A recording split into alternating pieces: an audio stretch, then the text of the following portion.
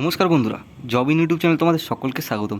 বন্ধুরা, তোমরা যারা 10th পাস এবং 12 পাস করে ঘরে বসে আছো, চাকরির সন্ধান করছো, সরকারি চাকরির, তোমাদের জন্য একটা বিরাট বড় রিক্রুটমেন্ট কিন্তু জারি হয়ে গেছে ইন্ডিয়ান রেলওয়ের তরফ থেকে। তো সেই রিক্রুটমেন্টটা কী, সেটাই আজকে কিন্তু এই ভিডিওতে আমি আলোচনা করব, ঠিক আছে। এবং তার সাথে সাথে কত পোস্ট থাকবে, কত এজ লাগবে, তোমাদের ভ্যাকেন্সি কত থাকবে, কত বেতন পাবে, সব কিছুই কিন্তু আজকে এই ভিডিওতে আমি আলোচনা করে দেবো। তো তোমরা যারা আমার চ্যানেলে নতুন হয়ে আছো, অবশ্যই চ্যানেলটি সাবস্ক্রাইব করে নাও এবং পাশে থাকা বেল আইকনটি ক্লিক করে সেটিকে অল সেট করে দাও, যাতে আমাদের চ্যানেলের যে কোনো ভিডিও খুব তাড়াতাড়ি তোমাদের কাছে পৌঁছে যায়। তো চলো এরপর ভিডিওটা শুরু করে যাক। তোমরা এখানে দেখতে পাচ্ছ বন্ধুরা যে ইন্ডিয়ান রেলওয়ে আইসিএফ রিক্রুটমেন্ট 2024, অর্থাৎ যে ইন্ডিয়ান রেলওয়ে তার আইসিএফ রিক্রুটমেন্ট এখানে একটা তারা বার করেছে। আইসিএফ অর্থাৎ কি না, ইন্টিগ্রাল কোচ ফ্যাক্টরি, অর্থাৎ যে ইন্টিগ্রাল কোচ ফ্যাক্টরি, অর্থাৎ এখানে যে ডিপার্টমেন্টটা, অর্থাৎ যে ডিপার্টমেন্ট থেকে এই ভ্যাকেন্সিটা জারি হয়েছে, ঠিক আছে, সেটা হচ্ছে আইসিএফ অর্থাৎ ইন্টিগ্রাল কোচ ফ্যাক্টরি। তো এটা মূলত কেমন ধরনের একটা ভ্যাকেন্সি না, এটা কিন্তু একটা অ্যাপ্রেন্টিস টাইপের ভ্যাকেন্সি। তো তোমাদেরকে এবারে বুঝিয়ে দিই অ্যাপ্রেন্টিক্স মানেটা কী, অর্থাৎ অ্যাপ্রেন্টিক্স জিনিসটা কী। তো এই যে অ্যাপ্রেন্টিক্স, এটা দেখতেই পাচ্ছ, এটা কিন্তু এক ধরনের ট্রেনিং, অর্থাৎ এই যে যে জবটা, ঠিক আছে, এটা কোনো পার্মানেন্ট হবে না, এটা একটা ট্রেনিং টাইপের, ঠিক আছে, কয়েক মাসের একটা ট্রেনিং হবে শুধুমাত্র। সেই ট্রেনিং অনুযায়ী তোমাদেরকে সরকার কিন্তু হাত খরচা দিবে, অর্থাৎ ট্রেনিং চলাকালীন তোমাদেরকে তারা হাত খরচা দিবে, ঠিক আছে। সেই হাত খরচা তোমাদের যেই পোস্টে যেমন, অর্থাৎ 10 পাসের একটা আলাদা হাত খরচা আছে, 12 পাসের একটা আলাদা হাত খরচা আছে, তো সেই হাত খরচাটাও দিবে। এবং তারপর এই অ্যাপ্রেন্টিক্সের ট্রেনিংটা হওয়ার পর তোমরা কিন্তু একটা সার্টিফিকেট পেয়ে যাবে, এবং সেই সার্টিফিকেটটা তোমাদের ক্ষেত্রে অনেক কাজে লাগবে। যেমন ধরো রেলের যে সমস্ত পরীক্ষাগুলো বেরোবে, ধরো আইটিআই আরে চাই যে আইটিআই বা অন্যান্য যে সমস্ত টেকনিক্যাল ডিগ্রিগুলো চাই, সেক্ষেত্রে তোমাদেরকে কিন্তু অ্যাপ্রেন্টিক্সের যে ট্রেনিংয়ের এই সার্টিফিকেটটা দেখিয়ে দিলে তোমরা কিন্তু অনেকটাই ছাড় পেয়ে যাবে। তো এটাই কিন্তু একটা বিশাল বড় এখানে সুবিধা, অর্থাৎ তোমরা দেখতে পাচ্ছ কিন্তু তোমরা ট্রেনিং করবে, প্লাস তোমাদেরকে সরকার এখানে কিন্তু হাত খরচা দিবে তোমাদের চালানোর জন্য, এবং তারপর একটা আবার তোমরা সার্টিফিকেট পাবে। এই সার্টিফিকেটটা দেখিয়ে তোমরা পরবর্তী রেলের যে সমস্ত পরীক্ষাগুলো, সেখানে কিন্তু তোমরা ছাড় পেয়ে যাবে। এবং একটি গুরুত্বপূর্ণ বিষয় বলার, তোমরা যে ট্রেনিংটা যেখানে কিন্তু করতে যাবে, তো সেই জায়গাটা হচ্ছে কিন্তু চেন্নাই, অর্থাৎ তোমাদেরকে কিন্তু চেন্নাই যে ট্রেনিংটি কিন্তু তোমাদেরকে করতে হবে, ঠিক আছে। তো এরপর আমরা দেখে নিই এখানে এডুকেশন কোয়ালিফিকেশানটা কেমন লাগছে। তো বন্ধুরা দেখে নাও, এখানে এডুকেশন কোয়ালিফিকেশান লাগছে 10th পাসের কিন্তু একটা আলাদা আছে, 12 পাসে আলাদা আছে, ঠিক আছে। অর্থাৎ 10 প্লাসেও তোমরা এখানে আবেদন করতে পারো এবং 12 পাসেও আবেদন করতে পারো, ঠিক আছে।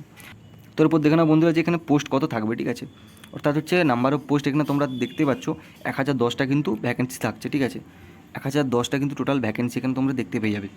তারপর দেখে নিচ্ছ তোমরা এজটা, তো এজটা এখানে দেখতে পাচ্ছ 15 থেকে 24 বছর অবধি এখানে কিন্তু ধার্য করা রয়েছে এজ, অর্থাৎ আবেদনের জন্য।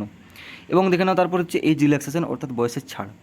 এখানে তোমরা ইউআর যারা রয়েছো তারা কিন্তু তাদের কিন্তু বয়সের উপর কোনো রকম ছাড় পাবে না, ঠিক আছে। যারা জেনারেল রয়েছে তারা কিন্তু বয়সের ছাড় পাবে না।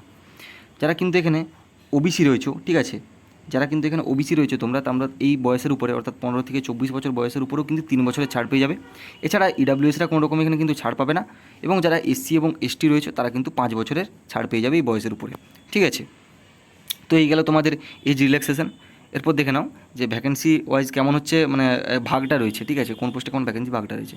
সেখানে যারা তোমরা ফ্রেশার্স রয়েছে, ঠিক আছে, যারা ফ্রেশার্স তাদের কিন্তু এখানে 330টা কিন্তু এখানে তাদের পোস্ট রয়েছে, পোস্ট খালি হচ্ছে 330টা।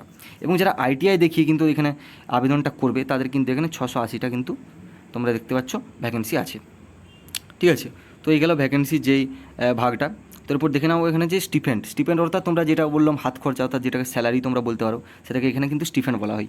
তো এই স্টিফেন্ডটা তোমরা দেখতে পাচ্ছ যারা এখানে 10th পাসে অর্থাৎ আবেদন করবে তাদের কিন্তু এখানে হাত খরচা হিসেবে স্টিফেন্ড হিসেবে 6,000 টাকা পাবে। এবং যারা 12 পাসে আবেদন করবে তারা কিন্তু এখানে 7,000 টাকা পেয়ে যাবে। এরপর দেখে নেবো যে পোস্টগুলো এখানে তোমরা রয়েছে, ঠিক আছে, যে 1010টা কিন্তু পোস্ট আছে। তো সেই পোস্টগুলো কী কী রয়েছে এরপর আমরা দেখে নেবো।